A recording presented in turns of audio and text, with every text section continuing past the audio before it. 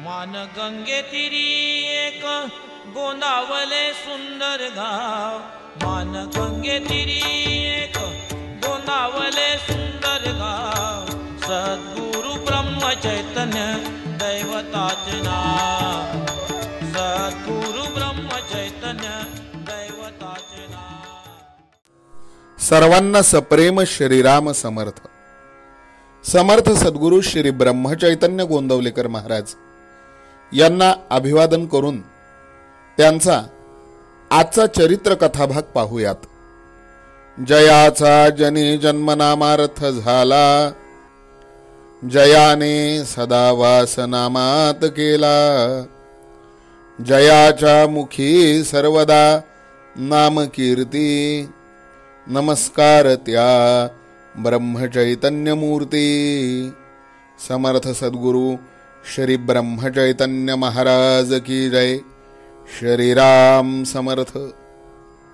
श्रोते हो, श्री भाऊसाहेब केतकर यांना श्री ब्रह्मचैतन्य महाराज त्यांच्या आयुष्यात सुरुवातीला भेटले होते। त्यानंतर बरीच वर्ष भाऊसाहेबांची आणि महाराजांची ताटातूट झाली। पुन्हा गदगला त्यांची भाऊसाहेबांशी भेट झाली आणि त्यानंतर मात्र मग भाऊसाहेब केतकरांनी आपला सर्वस्वी भार श्री ब्रह्मचैतन्य महाराजांवर ते टाकला। या भाऊसाहेबांचे तिसऱ्या क्रमांकाचे चिरंजीव, ज्यांचं नाव रामचंद्र असं होतं, पण त्यांना तात्यासाहेब या नावाने ओळखत, यांना त्या काळच्या पद्धतीप्रमाणे स्थळ सांगून येऊ लागली, मुली सांगून येऊ लागल्या। सांगली इथल्या गोखले नावाच्या अत्यंत श्रीमंत सज्जन प्रतिष्ठित अशा सद्गृहस्थांच्या मुलीचं स्थळ त्यांना सांगून आलं। त्यांना मुलगा फार पसंत पडला, पण मुलाचं शिक्षण जरी फारसं झालेलं नव्हतं तरी सुद्धा आपल्या द्वितीय कन्येसाठी गोखल्यांनी भाऊसाहेबांच्याकडे येऊन त्यांना आणखीन त्या ठिकाणी या स्थळाविषयी विनंती केली। त्यावेळेला भाऊसाहेब त्यांना म्हणाले की तुम्ही प्रथम श्री ब्रह्मचैतन्य महाराजांना मुलगी दाखवा, जर त्यांना ही मुलगी आमच्या घराण्याकरता योग्य वाटली तर मग आम्ही त्या मुलीचा आमची सुनबाई म्हणून स्वीकार करू, असं धरून चाला। त्यांच्या सांगण्यानुसार मुलीला घेऊन गोखले पहिल्यांदा गोंदवल्याला गेले। श्री ब्रह्मचैतन्य महाराजांनी मुलीला जेव्हा पाहिली तेव्हा गंध लावतात त्या रीतीनं तिच्या कपाळावर त्यांनी आपला अंगठा फिरवला आणि तिला पसंत केली। पुढे लग्नाचा मुहूर्त ठरला आणि हे लग्न गोंदवल्यालाच करण्याचं ठरलं आणि म्हणून सगळी तयारी करून ही सगळी गोखले मंडळी यथाकाळ गोंदवल्याला येऊन दाखल झाली। लग्नाचा मुहूर्त अर्थातच सकाळचा होता। त्या दिवशी सकाळीच श्री ब्रह्मचैतन्य महाराज आपल्या खोलीमध्ये जाऊन निजले। इकडे लग्नाची घटका भरत आली। श्री महाराज निजलेले आणि महाराज हजर लागल्या असल्याशिवाय लग्न तर लागायचं नाही।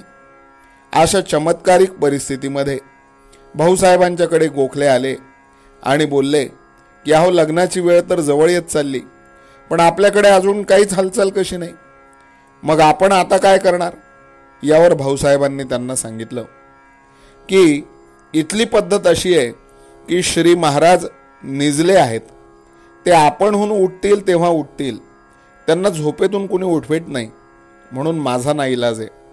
जर तुम्हाला हे पसंत नसेल तर तुम्हाला योग्य वाटेल तसं तुम्हाला करण्याची माझी मुभा आहे, मला त्याचं काही वाईट वाटणार नाही, पण श्री महाराज उठल्याशिवाय मी काही लग्न लावणार नाही।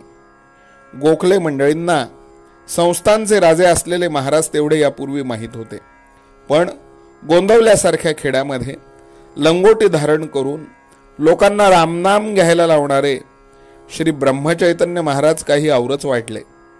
पण मुलीच्या वडिलांनी तिला भाऊसाहेबांच्या घराण्यातच देण्याचा निश्चय केलेला असल्यामुळं ते देखील श्री ब्रह्मचैतन्य महाराज केव्हा उठतील याची वाट पाहत स्वस्थ बसले।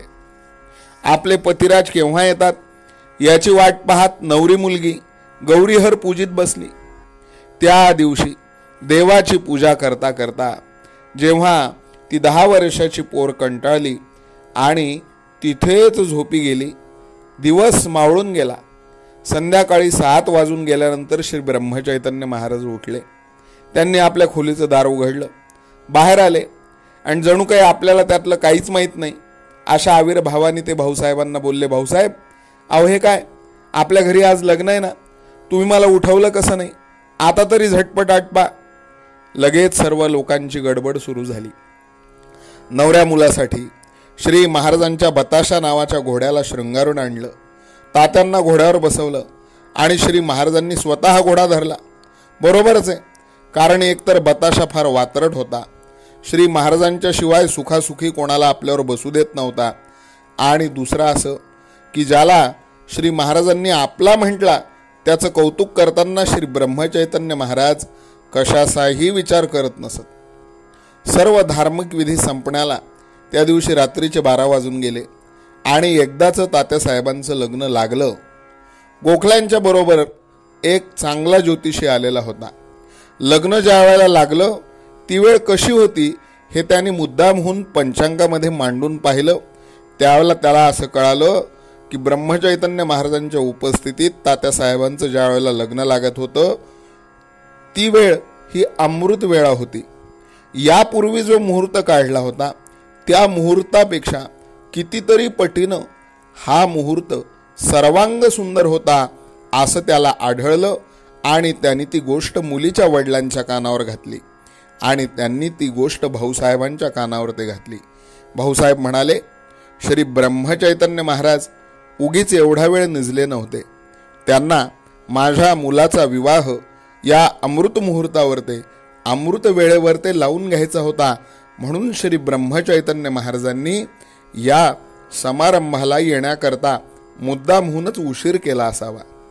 श्री ब्रह्मचैतन्य महाराज एकदा ज्याला आपला म्हणतात त्यावेळेला ते त्याचं परिपूर्ण कल्याण करतात यावर भाऊसाहेबांची पूर्ण श्रद्धा होती आणि भाऊसाहेबांच्या मुलाचं रामचंद्राचं अर्थात तात्यासाहेबाचं कल्याण श्री महाराजांनी त्यांचा विवाह मुहूर्त अमृत वेळेला साधून केलं. श्री ब्रह्मचैतन्य महाराज असे आपल्या शिष्यांवर ते कळत नकळत कृपा करणारे होते आणि पुन्हा मोठेपण आपल्याकडे घेणारे नव्हते. श्री ब्रह्मचैतन्य महाराजांच्या चरित्रातल्या या गोष्टीतून श्री ब्रह्मचैतन्य महाराजांचा स्वभाव, श्री ब्रह्मचैतन्य महाराजांची आपल्या शिष्याप्रती असणारी कल्याणकारी भावना आपल्याला पदोपदी जाणवते. श्री महाराजांच्या चरित्रातले यानंतरचे कथाभाग देखील आपल्याला क्रमशः पाहिजेत. आजचा श्री ब्रह्मचैतन्य महाराजांच्या चरित्रातला हा भाग महाराजांच्या चरणी वाहूयात. पुन्हा उद्या महाराजांच्या चरित्रातला एखादा नवा भाग घेऊन तुमच्या समोर हजर होऊयात. तोपर्यंत सर्वांना सप्रेम श्रीराम समर्थ. समर्थ सद्गुरु श्री ब्रह्मचैतन्य महाराज की जय. जानकी जीवन स्मरण जय जय राम. सीता कांत स्मरण जय जय राम. श्रीराम जय राम जय जय राम. श्रीराम समर्थ.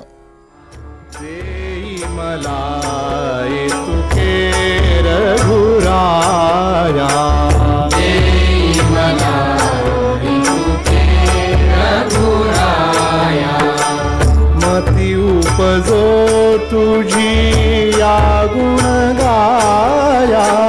मती उपजो तुझी या गुण गाया. मती उपजो तुझी या गुण